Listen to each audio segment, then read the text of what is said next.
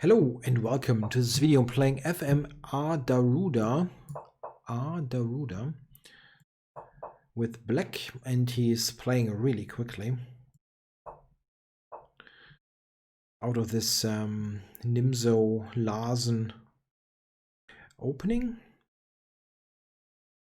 I don't know. Not an expert here. G6 maybe.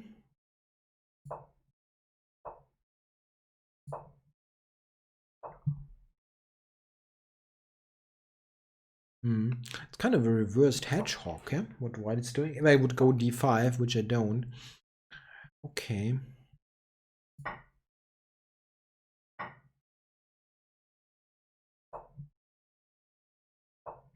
Yeah, and this is a very solid setup for white.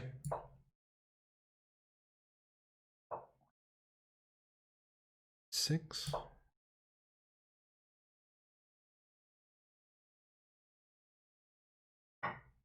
Okay.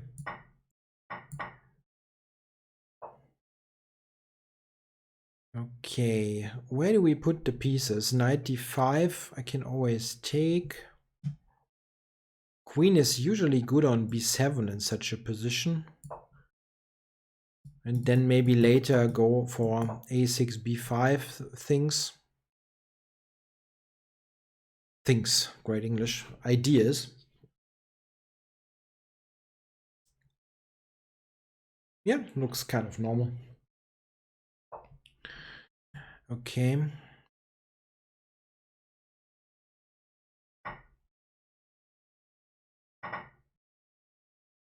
Pawn takes, I guess. Okay, I have this one, which is important, I feel, for a tempo on the pawn.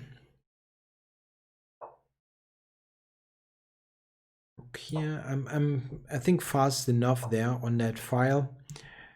Now, rook c4 maybe. Trying to fight for the c file. Yes, it's playable.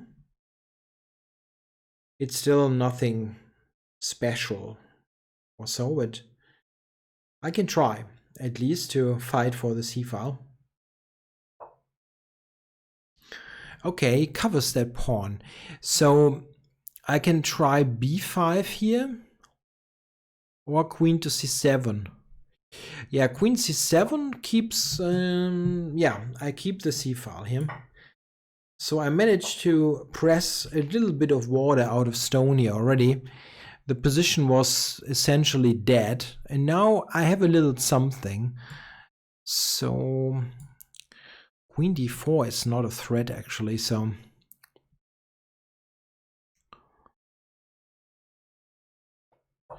I don't have to play f6. I mean, f6 is often helpful to not have to worry that you don't have to worry about the checks, what I'm trying to say, unsuccessfully, but sometimes this can be an option. Okay, do we trade queens here? I think it can go here, right? g4 makes no sense.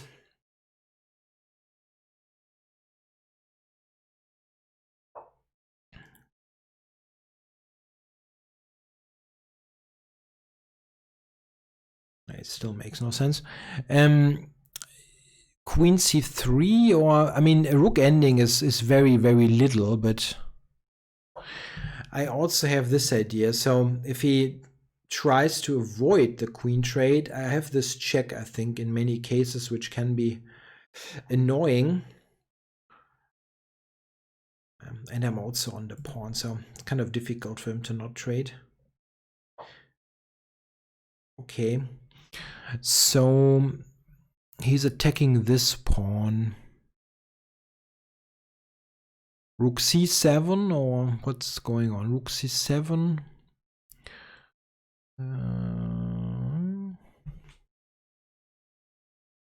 If I take b4, he takes a7. I don't see a good continuation then, actually. So let's cover the pawn. That's a very strange move. Why would he put this rook exactly there?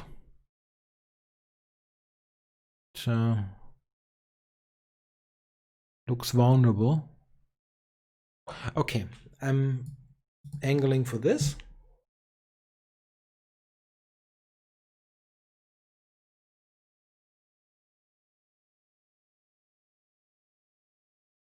Maybe also rook c4 sometime. If he takes, I take with a pawn, I have a c pawn. It could be dangerous. I have to watch out for the time. While trying to press water out of stone, I I spent some time.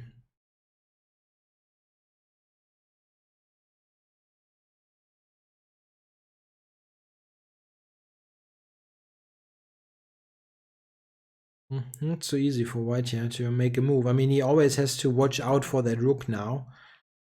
Okay.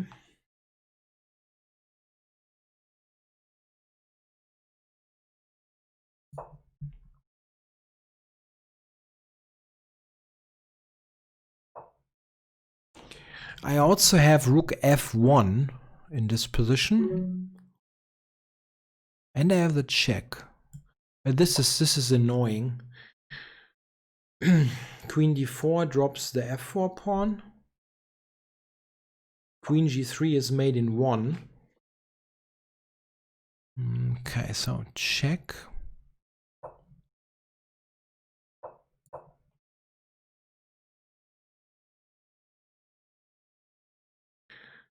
Queen c3. Is that saving him? Yes. Ah, shoot.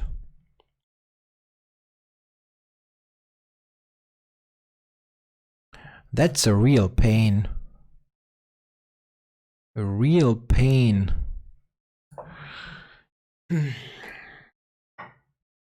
Maybe he had e5 there.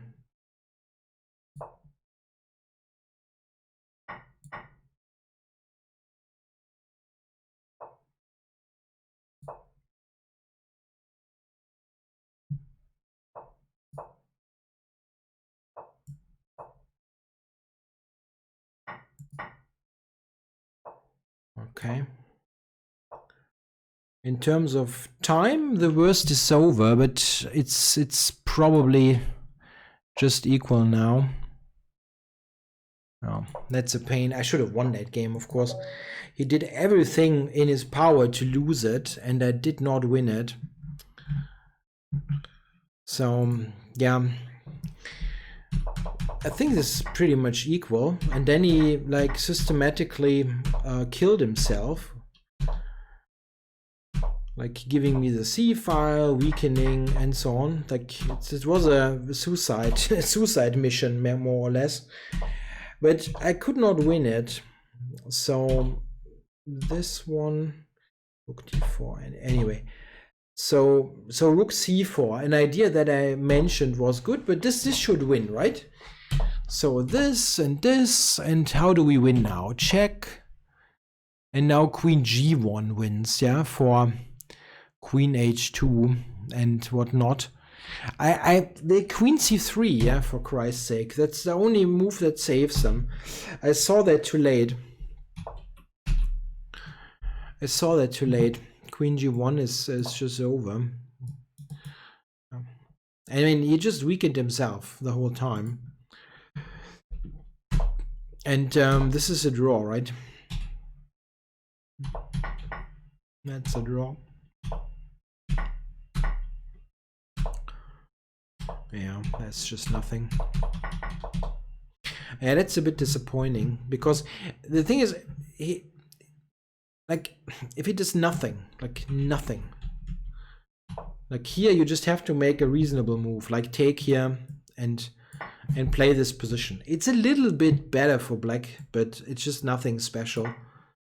But like b4, why give up that square? Why weaken the king? And so on and so on. It was like he just systematically made his position worse. So that's annoying that I couldn't exploit it. I mean, I could and did for a long while, but queen f6 is just not cutting it. It's one of those cases where when I would have played f6 at some point, it wouldn't have happened. Anyway, thanks for watching.